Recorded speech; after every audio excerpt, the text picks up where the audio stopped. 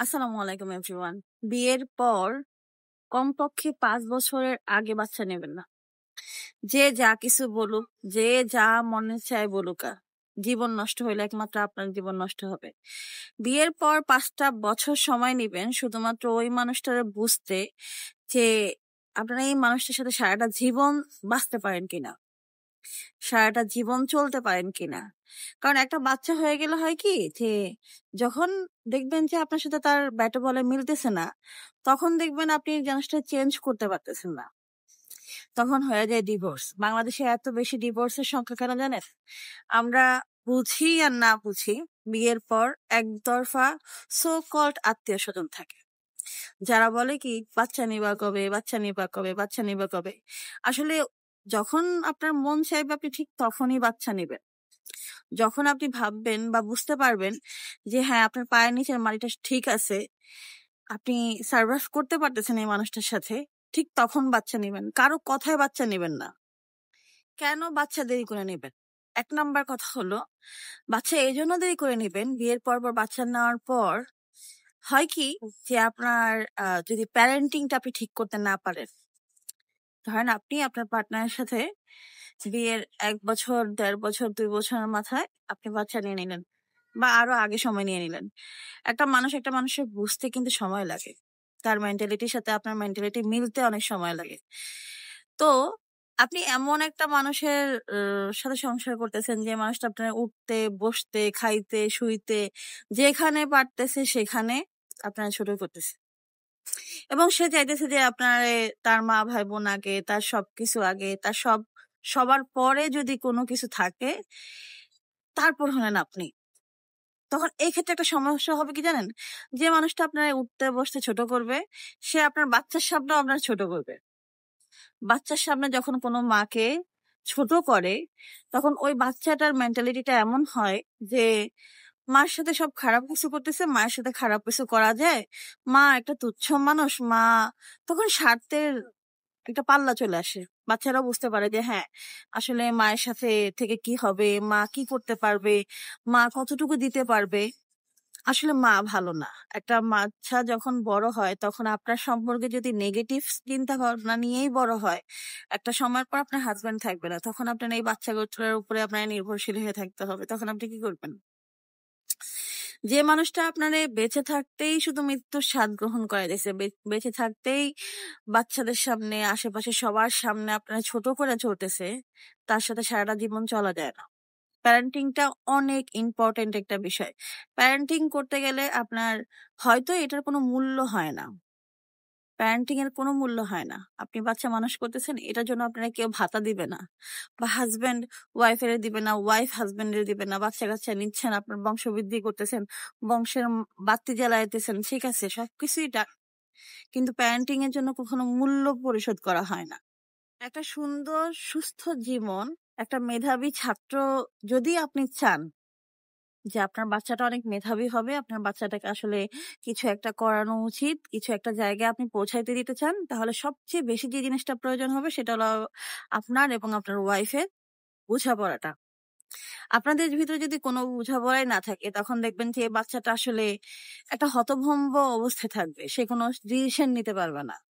তার ব্যক্তিগত ডিসিশন, তার পড়াশোনা নিয়ে ডিসিশন, সে কতটুকু আগানো উচিত, সে সবকিছুকে ওভাবেই পাল্লা ধরে নিবে, যেটা হলে হবে, না হলে নাই। সে তার ভিতরে কোনো কনফিডেন্স করবে না। কারণ বাচ্চাদের ভিতরে যদি কনফিডেন্সই না থাকে, আপনি একটা চিন্তা করে দেখেন, আপনার মানুষের ভিতরে যদি কনফিডেন্স না থাকে, সে ওই মানুষটার উন্নতি বলেন, সফলতা বলেন, সামনের পথগুলো সুন্দর করা বলেন, সে কোনো কিছুই করতে পারে না।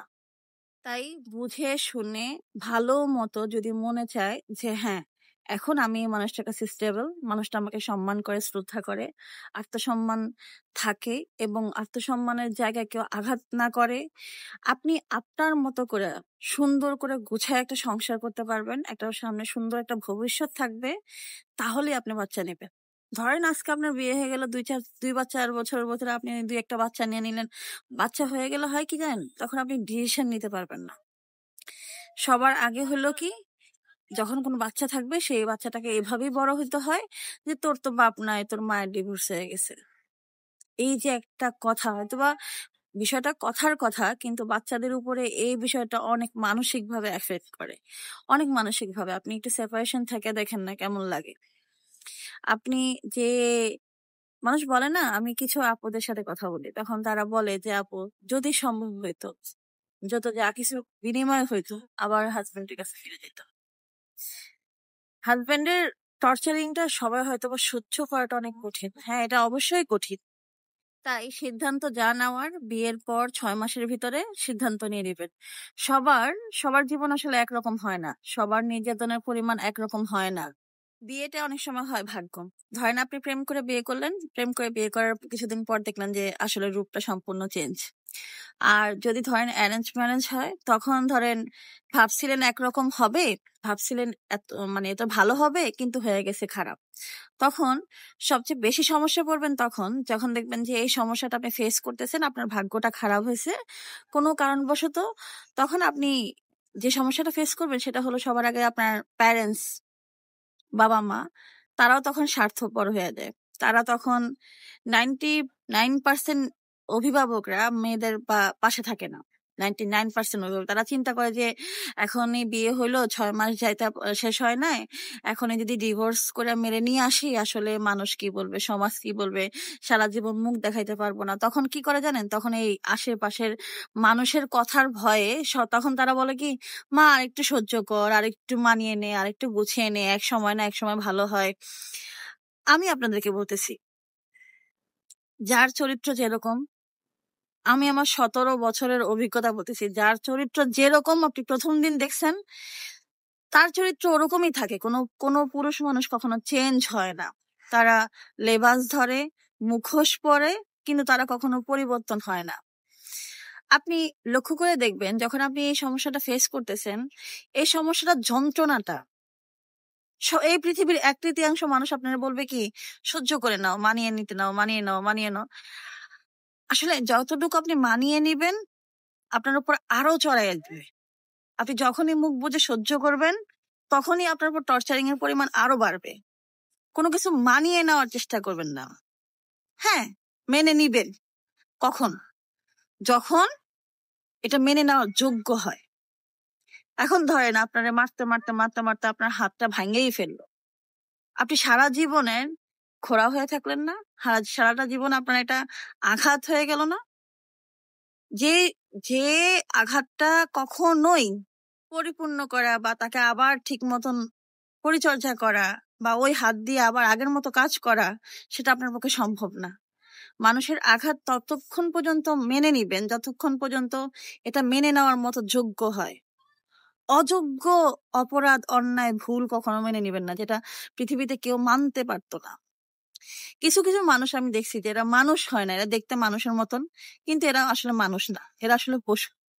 এরা এমন পশু, এদের লেবাস এত সুন্দর, আপনি বুঝতেই পারবেন না ভাই যে এই মানুষের ভিতরের চেহারাটা এতটা কুৎসিত। আমি মানুষের হেল্প পাই, ধরেন আমি একটা কোনো প্রবলেমে পড়লাম বা আমার এই মুহূর্তে হেল্প দরকার, তখন আমি হেল্প পাই। কিরকম হেল্প পাই জানেন? হেল্পটা এরকম হয় যে তুমি যদি আমাকে দাও, তাহলে আমি তোমাকে দিতে পারি। এমনটা না যে তুমি আমার ওয়াইফ, আসলে তোমার প্রতি আমার একটা দায়িত্ব আছে, একটা কর্তব্য আছে, আমি আমার কর্তব্য জায়গা থেকে করতেছি। না, নেভার, সে এই কাজটা করে না। তুমি যদি আমাকে দাও, তাহলে আমি তোমাকে দিতে পারি। এই ধরনের সম্পর্ক থেকে সবসময় দূরে থাকবে। যে মানুষ সবকিছুর ভিতরে স্বার্থ খুঁজে, ওই মানুষটা হলো সবচেয়ে বেশি স্বার্থপর। আর স্বার্থপর মানুষ হলো কি জানেন, সবচেয়ে বেশি টক্সিক মানুষ। যে মানুষ আপনাকে আগাতেও দিবে না, আপনার উন্নতিও করবে না, কিন্তু আপনাকে আস্তে ধীরে ধীরে ধীরে ধীরে ক্ষয় করে ফেলবে। আপনি একটা মানসিক রোগী হয়ে যাবেন, পরে আপনাকে সে পাগল নামে ট্যাগ লাগিয়ে রাস্তায় ছেড়ে দিবে। এরা হলো মানুষ।